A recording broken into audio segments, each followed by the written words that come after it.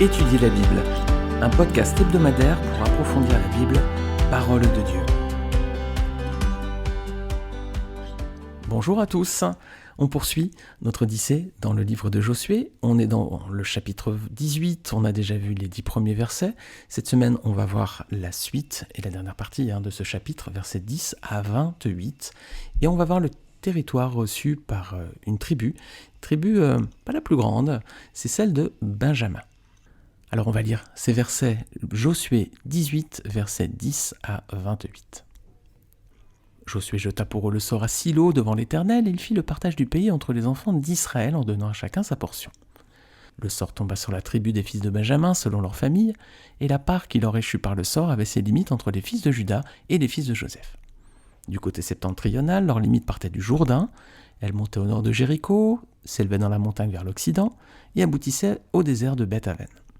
Elle passait de là par Lus, au midi de Lus, qui est Bethel, et elle descendait à Ataroth, Hadar, par-dessus la montagne qui est au midi de Bethoron, la basse. Du côté occidental, la limite se prolongeait et tournait au midi, depuis la montagne qui est vis-à-vis de Bethoron. Elle continuait vers le midi, aboutissait à Kirjat-Baal, qui est Kirjat-Jearim, ville des fils de Juda. C'était le côté occidental. Le côté méridional commençait à l'extrémité de Kirjat-Jearim.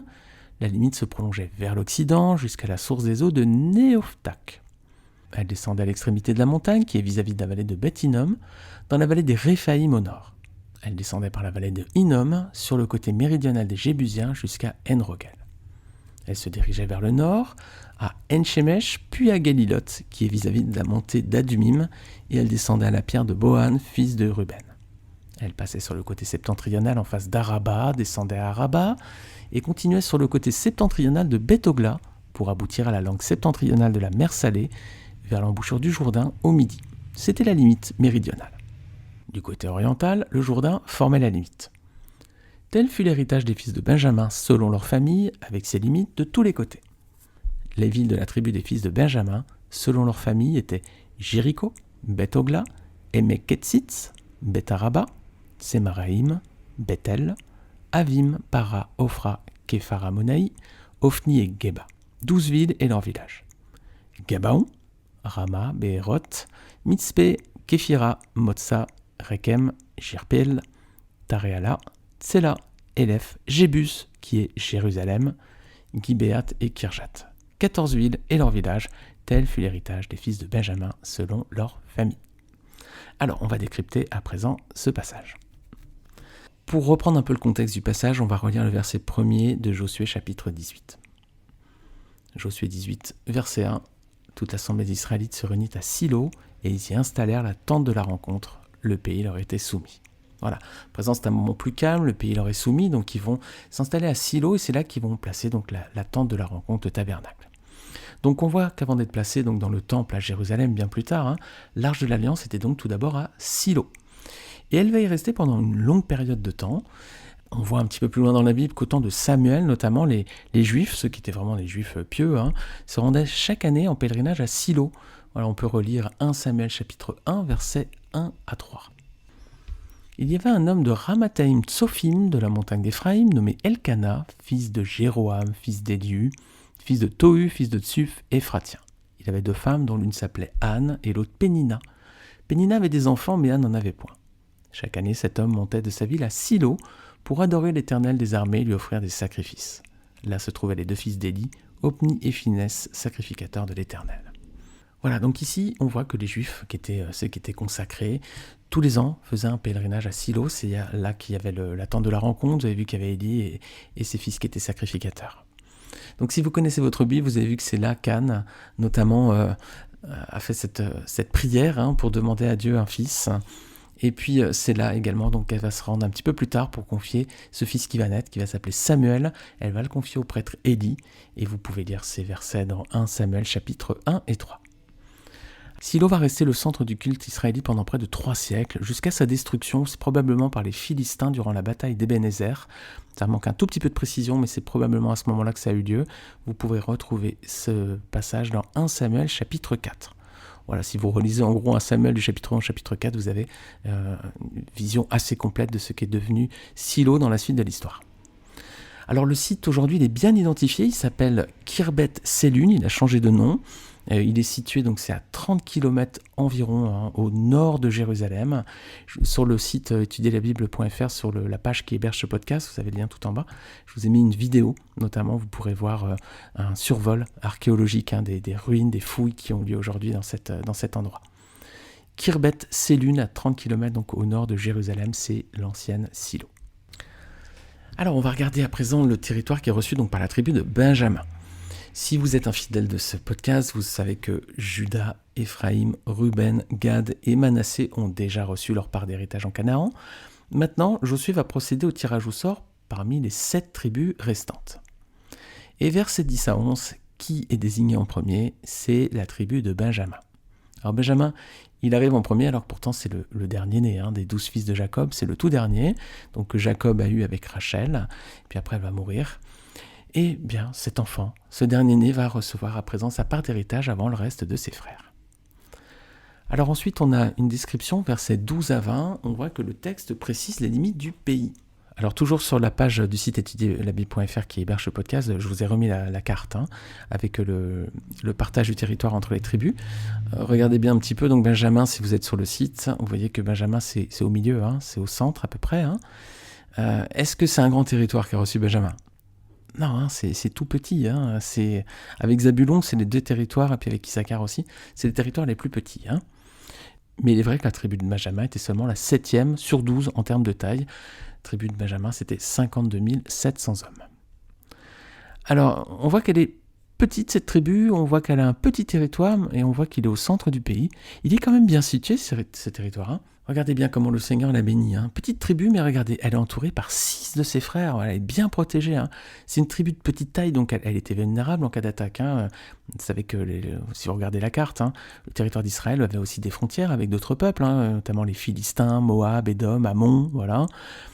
Il y avait des guerres assez régulièrement. Par sa petite taille, Benjamin était vraiment vulnérable. Mais là, voilà, le Seigneur a pourvu, il l'a protégé, il l'a placé au centre du pays, et il a des frontières avec 6 autres de ses frères, et notamment Juda et Manassé, qui étaient des tribus particulièrement nombreuses et puissantes. Alors on voit ici les amis de la grâce de Dieu, qui prend soin des plus faibles, petite tribu, mais bien protégée, mis à l'abri, entourée de 6 de ses frères. Un verset pour illustrer cela, Job chapitre 5 verset 15. « Ainsi Dieu protège le faible contre les menaces, et il le sauve de la main des puissants. » Quel beau verset qui nous montre bien la grâce de Dieu qui prend soin des plus petits. Alors Benjamin va recevoir 3 villes importantes dans l'histoire spirituelle d'Israël. Regardez versets 21 à 28, donc on voit une liste ici, et on voit que Benjamin reçoit 3 villes importantes en héritage, 3 villes qui vont jouer un rôle spirituel majeur dans l'histoire du peuple d'Israël. Est-ce que vous voyez lesquelles? Versets 21 à 28, il y a une petite liste à puces là.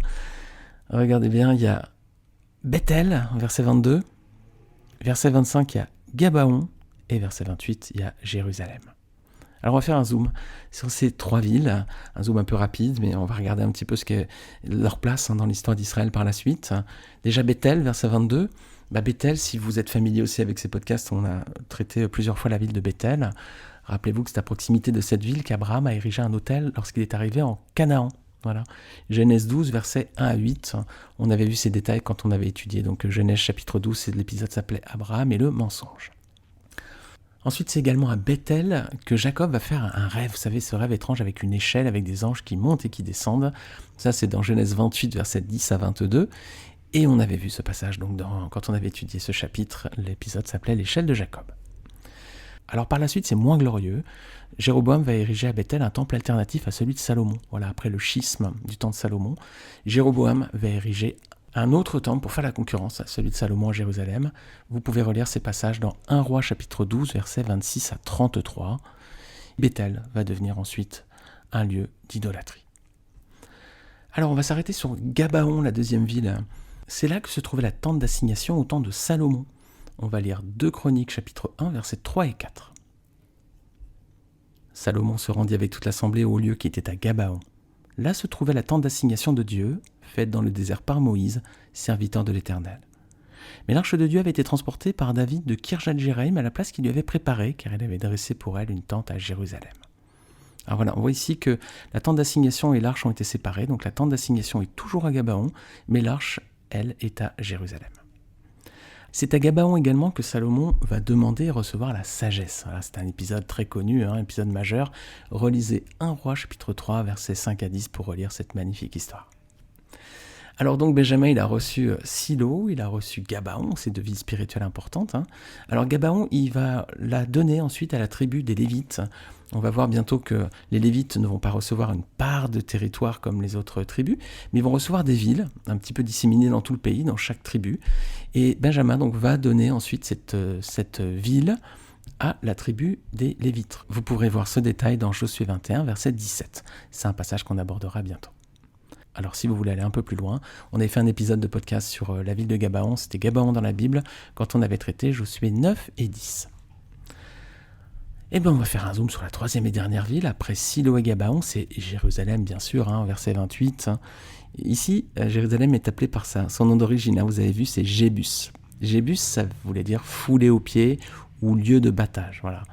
Jébus, en fait, c'est un descendant de Canaan. On voit ce point dans Genèse 10, versets 15 à 16. Canaan eut pour descendants Sidon, son fils aîné, et Heth, ainsi que les Jébusiens, les Amoréens, les Girgasiens. Voilà, les Jébusiens étaient donc les habitants de la ville de Jébus, et donc ces Jébusiens étaient les descendants de Canaan. Alors la ville va changer de nom ensuite, elle va s'appeler Jérusalem, donc c'est plus foulé aux pieds, c'est fondement de la paix ensuite. Salem, ça vient de Shalom. Alors c'est une ville qui va vivre beaucoup de péripéties dans toute la suite de son histoire jusqu'à aujourd'hui. Déjà, David va réussir à la conquérir au début du Xe siècle avant Jésus-Christ. On voit ce passage dans 2 Samuel 5. Il va installer à Jérusalem donc l'Arche de l'Alliance, 2 Samuel 6. Et puis ensuite, c'est son fils Salomon qui va bâtir le temple dans cette ville qui va devenir la capitale du royaume d'Israël. Vous pourrez relire ce passage dans 1 Roi chapitre 6. Voilà, par la suite, Jérusalem va connaître une histoire mouvementée, elle va être conquise plusieurs fois, il y aura des déportations, voilà, le peuple juif va être déporté jusqu'en Assyrie notamment, ils vont revenir, ils vont construire un second temple, voilà, il va se passer beaucoup de choses. Et puis, jusqu'à aujourd'hui, Jérusalem, c'est une ville qui est au cœur de nombreux conflits, de nombreuses conquêtes. Aujourd'hui, c'est une ville sainte, revendiquée par les 3 grandes religions monothéistes, les juifs, les musulmans et les chrétiens. C'est la conséquence de l'histoire chaotique qu'elle va vivre au fil des siècles et même des millénaires. Si vous voulez aller un petit peu plus loin avec les dates importantes de l'histoire de Jérusalem, je vous ai mis un lien vers un article intéressant sur le site geo.fr qui s'appelle Jérusalem, 70 dates des premiers rois à l'impossible capitale. C'est assez facile à lire, mais on a une bonne synthèse de toute l'histoire de cette ville hors norme.